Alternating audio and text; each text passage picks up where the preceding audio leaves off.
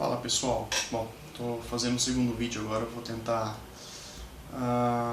passar um pouco para vocês sobre como soldar conectores, fios, né? Tenho um pouquinho de experiência, que eu trabalho um pouco com isso, e no final soldar é meio que uma arte, assim, né? É que nem pilotar, treino, sempre leva à perfeição. Mas tem algumas dicas assim para facilitar o trabalho e eu vejo que poucas pessoas sabem, né? Na realidade é uma dica mais que a gente pega, são coisas que a gente pega pelo lado profissional, assim, né? Pelo fato de trabalhar com isso. Então eu vejo que poucas pessoas modelistas assim pecam na hora de fazer uma solda bacana. Bom, vamos começar com o soldador, tá?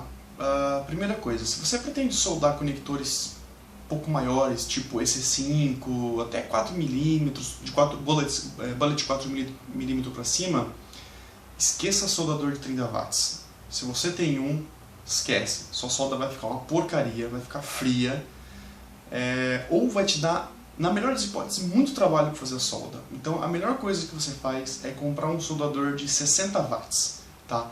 Nem mais, nem menos. Menos você não vai conseguir soldar, como eu falei, um fio aí, um AWG12, 10, num EC5 vai te dar trabalho para soldar, tá? E um soldador maior que 60 watts ele vai esquentar muito, a ponta de solda vai esquentar demais, vai te ajudar a derreter o conector, derreter fio, oxidar. Então assim, eu acho que 60 watts é uma boa relação custo-benefício, né? E, pô, queira ou não, custa 20 reais o soldador, né? Acho que vale a pena comprar um. Qualquer lojinha de informática vende, de eletrônica vende isso, tá? Vamos lá. Primeira dica com relação ao soldador, tá? Quando você ligar ele vai começar a esquentar a ponta, certo? A temperatura de solda ideal é aí em torno de 350 graus, mais ou menos, tá? Esse é o ponto em que a solda fica prateada, bonitinha, tá? Quando a ponta de solda de um soldador começa a esquentar muito, ela oxida muito rápido, então ela empreteja, ou ela fica meio azulada, começa a ficar umas tonalidades escuras até ela empretejar, tá? Com a solda nessa cor, não adianta, você não vai soldar, tá? Essa oxidação, ela tem uma péssima transferência térmica, você não vai conseguir soldar, tá? Então o primeiro passo é o seguinte, você vai pegar o soldador, tá? Não tinha um aqui que eu uso uma estação de solda, tá? Mas faz de conta que isso aqui é um soldador, ponta de solda, tá? Você vai ligar, ele vai esquentar bastante, ela vai escurecer, tá? Na hora que ela escurecer, você vai pegar um bombril ou uma esponja própria para solda. Nessas lojas que vendem componente eletrônico também vende. Eu tenho um ali, depois eu mostro para vocês, tá? Você vai limpar a ponta do soldador rápido, certo? Passar o bombril ou passar a ponta na esponja, tá? E vai pegar estanho e estanhar a ponta, certo? O que esquenta o fio, o que transfere calor, não é a ponta do soldador, é a solda derretida. Então não adianta você limpar e encostar no fio, que você não vai conseguir transferir calor, tá? Você vai precisar deixar uma pocinha de solda, eu diria poça, porque também se tiver muito atrapalha, mas molhado de solda, e aí sim você vai encostar no fio, certo? E essa solda derretida, né, o estanho derretido, que vai transferir calor para os cabos, tá? Então tem que ser um processo meio rápido. Limpou a ponta, derreteu o estanho, já encosta no fio, tá? Segunda coisa, o fio. Na realidade isso aqui não é um fio, isso aqui é um cabo, tá? Um cabo é feito por um conjunto de fios. Fio seria aquele componente rígido, né? É o que tem aqui dentro. Então um cabo é composto por dezenas, às vezes até centenas de fios finos, muito finos, tá? Você vai cortar mais ou menos uns 2, 3 milímetros, tá? Não precisa cortar 2 centímetros do fio e depois pôr termorretrátil, tá? Só uma pontinha que você desencapar já é o suficiente para você banhar de solda e colocar no terminal. No caso, por exemplo, com esse E5 que eu vou fazer a solda, não precisa enfiar tudo lá dentro. Só um pouquinho que você colocar já vai ser suficiente para ter uma excelente transferência elétrica, tá? Bom, vamos lá. Você vai cortar o fio, 2, 3 milímetros, tá? Eu vou mostrar aqui, mas depois eu vou fazer filmando uma solda para vocês verem, né? É que eu não consigo fazer duas coisas ao mesmo tempo. Eu falo, eu soldo. Bom, cortou 2 milímetros, tá? Você vai limpar a ponta do ferro de solda, banhar com estanho e encostar no fio. Você vai encostar de um lado do fio, tá? No que você encostar, aquela solda vai começar a transferir calor pro fio. E você vai pegar o estanho e começar a banhar entre o soldador e o fio, tá? Uma coisa muito importante que muita gente não sabe, o estanho ele só pega no fio enquanto ele está derretendo. Depois de derretido, ele não presta, tá? Eu vejo muita gente pega o conector, o terminal, vou pegar aqui, um conector, faz uma poça de solda e aí pega o fio cru e coloca. Lixo, não presta, tá? A solda ela só pega bem no fio enquanto está derretendo. Por quê? O estanho, ele tem uma coisa junto, o fio de estanho, ele tem uma coisa junto que ele chama fluxo de solda.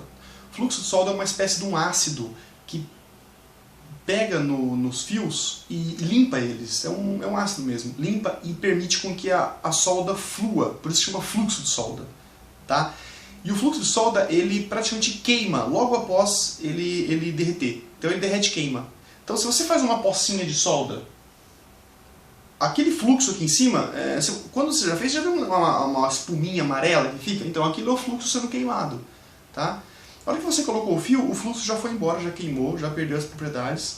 E o seu fio, a solda não vai fluir legal para ele. Não fica bom, não presta. Tá? A menos que você pingue no fio fluxo de solda ou pasta de solda. Tá? Mas eu não acho necessário. Aí fica muito melecado. Eu tenho aqui, mas particularmente não gosto de usar. Tá? Bom, fio cortado, encostou o soldador molhado com solda. Tá?